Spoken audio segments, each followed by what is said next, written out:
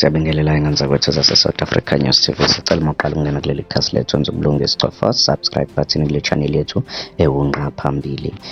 Uma usubscribe usibeke ethubeni lokuthi ingane zakwethu uma kukhona izindaba ezintsha esizifakayo ube ukuqala otholayo ukuthi sesifake udaba olusha-ke. Ingane zakwethu-ke mangingapholisi maseko, nazi izindaba ezibuhlungu ezenzeke endaweni yaseNdwedwe. Endaweni yaseNdwedwe eMthembeni KZN KwaZulu Natal, usisi uphume eya esitolo washiya umfowabo onguSiyanda Ngcobo oneminyaka engu-26 ebuka umabonakude ithelevishini.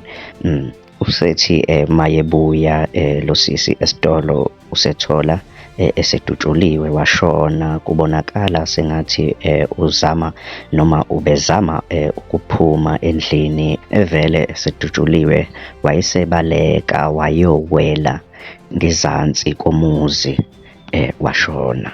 Izindaba-ke lezi ngane zakwethu ezingaginyisa imathe, ukuhlaselwa endaweni yaseNdwedwe-ke. Mina-ke nawe ngane zakwethu bengathanda sihlangane kwi-comment section sizwe uvo lwakho ukuthi wena uthini ngalolu daba usisephuma eyesitolo mayethi uyabuya ingane yakwabo isidutshuliwe-ke ngane zakwethu-ke. Isihluku-ke lesi esingaginyisa imathe-ke ngane zakwethu-ke. Mina-ke nawe asiphinde sihlangane kwividiyo elandelayo. Danko, bye. Gebengu zibuye zokulalana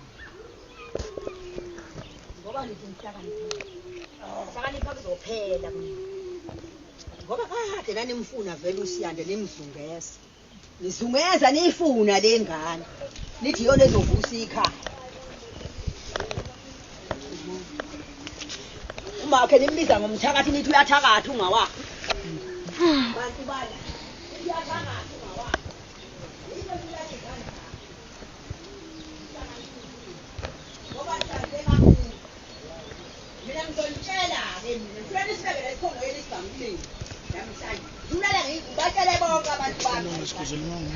Ukuthi bangifile bangene baqothe. Kade nanimbiza ngomthakathi nithi uyathaka. Niyakaze nibambe imithi iziphi inyanga ezazimtshela ezazangoma zenu ezazimtshela ukuthi uyathaka.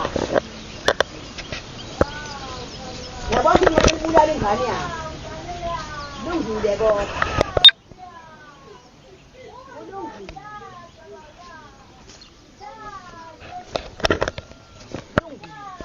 Subscribe to this channel.